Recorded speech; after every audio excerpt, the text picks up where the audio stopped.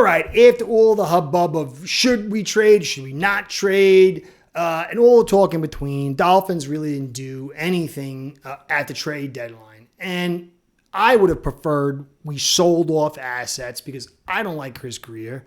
I don't think he's good enough, but that's my opinion. We'll see on the season how it plays out. But I understand from Ross's standpoint, for him, he's got so much tied into this as far as relationships and money. I was happy at least if we weren't moving assets, that we weren't acquiring assets to hinder us in the future.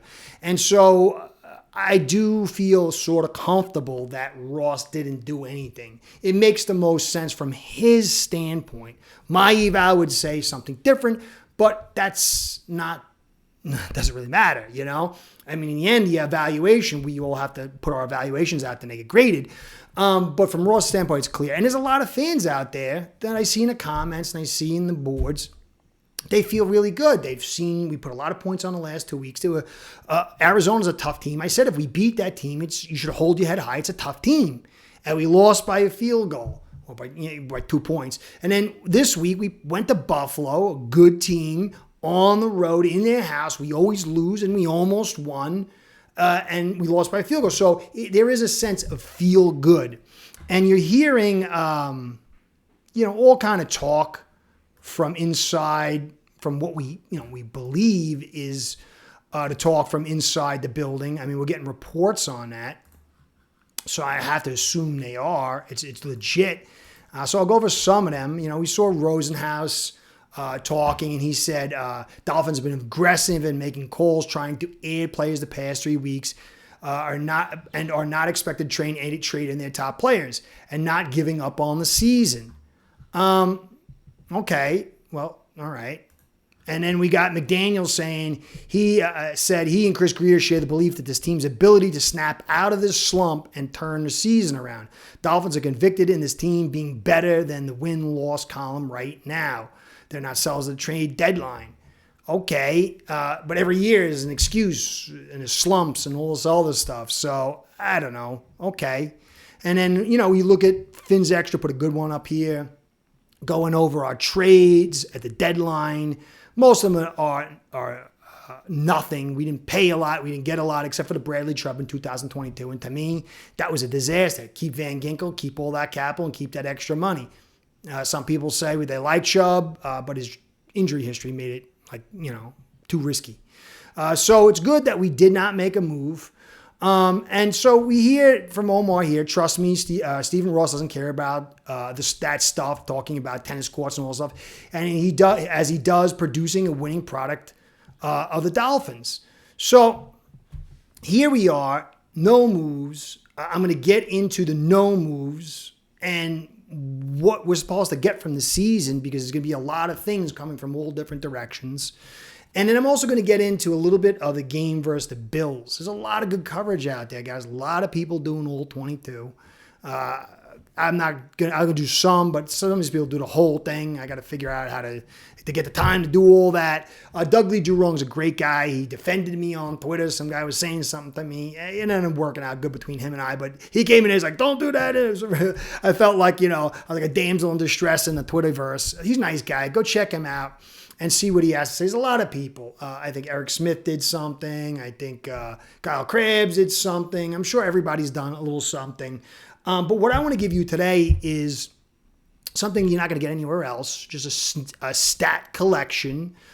So you can use it for your own evaluation. So when you watch the film or you have to watch the film, you can use this to help with your evaluation. What I want to talk about is how the defenses played each offense and the way they attack that defense as far as their leverage, as the leverage in the box, the leverage from the secondary, and the way they played the front tells you something.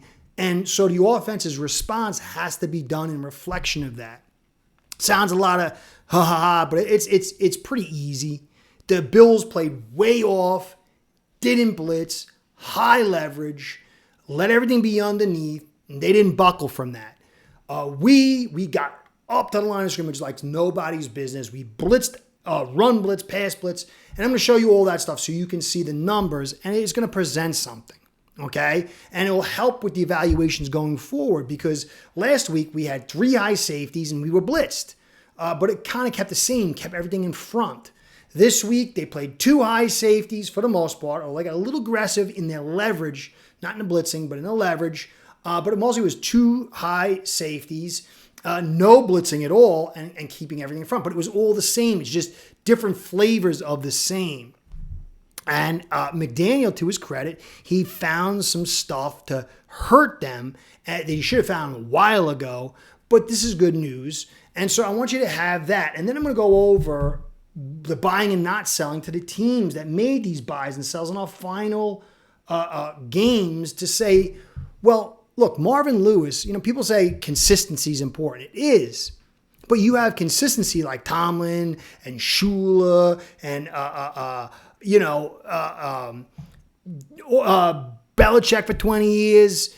That's good consistency. But then you have the Marvin Lewis types. Marvin Lewis was there like 10, 15, or 20 years, like some crazy long period of time, and they never won a playoff game like that, or maybe one.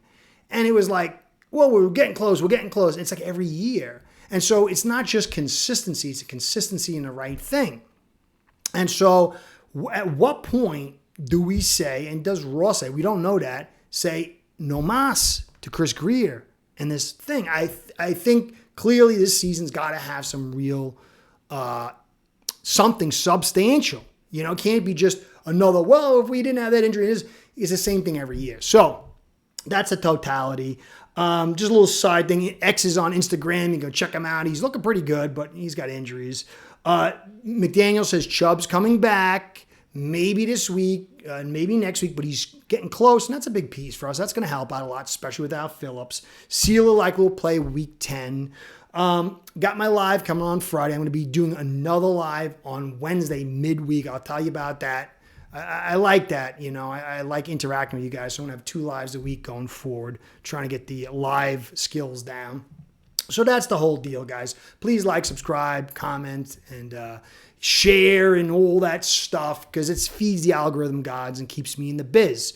So please help me out with that. So, look, I'm going to show you the leverage first so you can understand the game. This will be good for Bills fans if you're paying attention, and Miami fans. So take a look at this little graphic image here, and you see run blitzes. 8 from the Bills, 12 from us.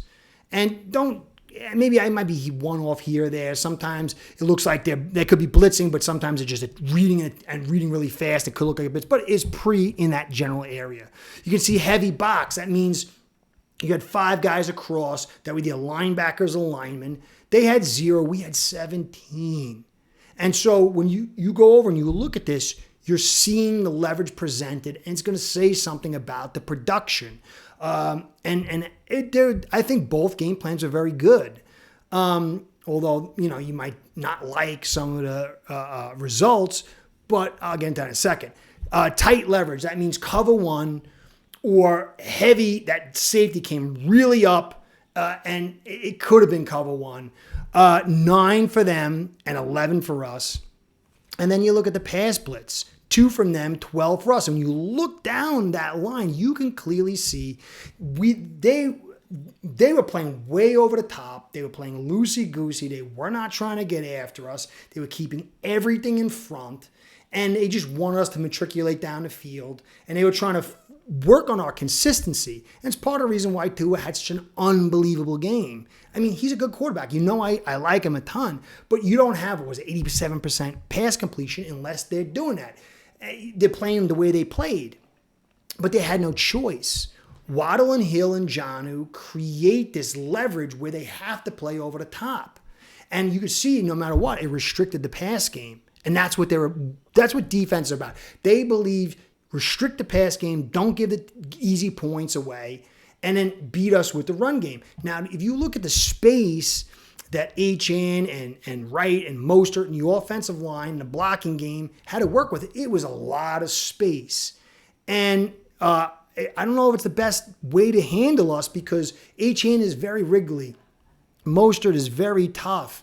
but there was a lot of space. The offensive linemen weren't covered up. They had a very easy job compared to Tua and the receivers with all that coverage playing off. That's why we were forced into the underneath stuff. So you have to put that into context. Will we have the same running yards if we played Baltimore with their defensive front and the way they like to play? I don't think so. I think we would have maybe more passing yards and more bigger plays. So I put this here so you can understand that the last 2 weeks we've played has been over with Cardinals don't have a good defense. They have some good parts, and I think they're really well coached, but they're not a highly talented defense. And the Bills are the same way. Their defensive front's not that good except for Rousseau. Their linebackers are thin. They're without Benford. I like Razul, and I like Johnson, but they're kind of, they're not a great secondary, and they're not a great defense. They're a good team defense, and they're being coached well. And so what we do against them, it won't be exactly the same going forward.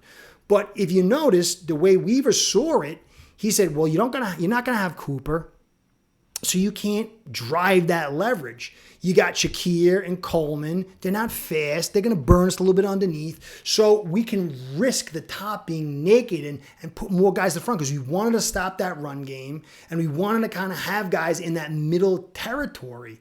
And so he did a really good job. And same thing with the Bills. They understood, keep that top totally loaded so they can't get the quick points. And so I think both teams played really well. And you can see that's why everybody kind of played the way you would expect. Everything was kind of contained one way or the other. The Bills, because they played over the top and kept it underneath, and the Bills, they couldn't really tax the deep because they didn't have the speed. And so Weaver filled that 10 to 15 yard area, and he risked single top safety, and guys jammed up to the box because he wanted to control the run game. So that's the context behind it. I thought both did well. Some people getting on Weaver, but he got a lot of injuries, and despite Cooper being out, it's a tough offense. So that's what I want to give you for that. So you look and the teams that are buying and spending at the trade deadline, Steelers, Washington, Bengals a little bit, Lions, Vikes, Ravens, and they all did really good stuff. Vikings had lost their left tackles. They got Cam Robinson, but they're in the hunt, amazingly, with Darnold. Ravens, they got Deontay Johnson. They picked up another linebacker, but they need some more help in the pass game, and they're a really good team. The Lions, Darius Smith, they lost their young pass rush. I can't remember the guy's name. Darius Smith's a big guy, and he helps them out. But they're primed for something big, so it makes sense. Washington, they got Marshawn Lattimore. Their offense is unbelievable. It's the defense, and so they needed that, and they made the moves. Saints are tearing down. Steelers got Mike Williams and Preston Smith. And so they're in his place too. Wilson's be able to hit the deep ball. So Williams and whatever, their big, tall receiver, that works well for them because they're all primed. But we're not. We're at 2-6. You can't give up future capital. So I'm happy that Ross didn't let it happen, or maybe Greer couldn't get it done. But we're not in that position. The position we're in, it could be sticky. I wouldn't think we'd beat the Rams.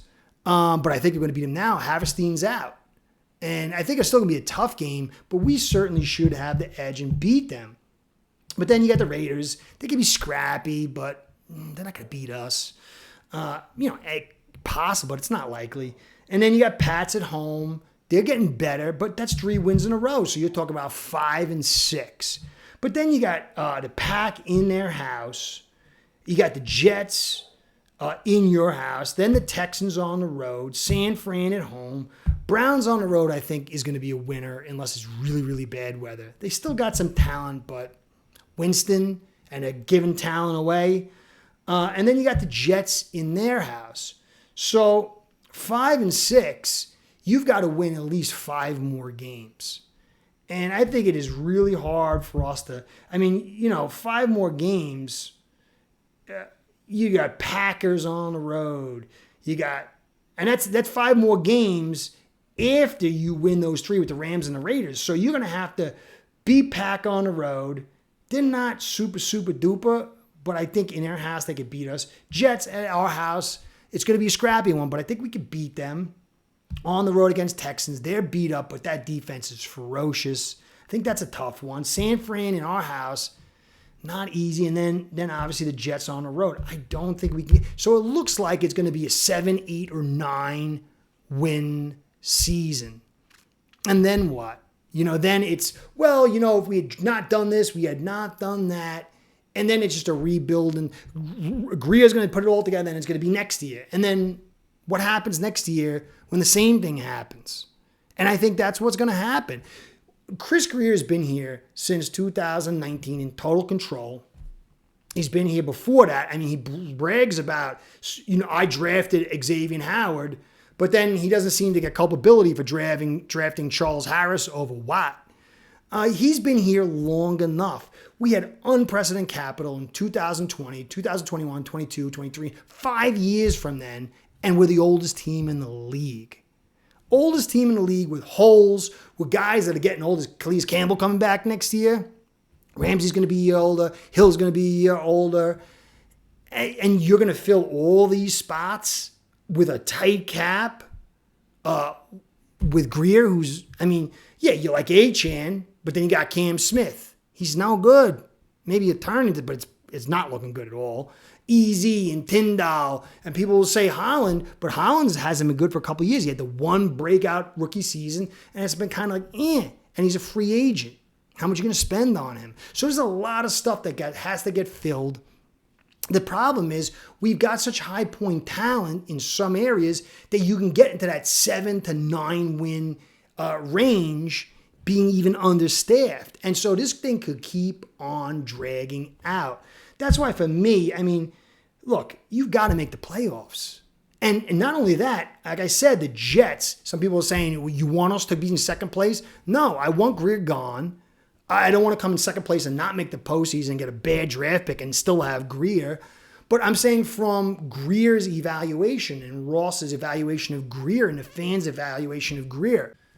But there's no way that the Jets should come in second place and the Dolphins in third place. I don't care. It should be a clear indication to fans and to Ross that this thing has got to get scrapped. So for me, I can't.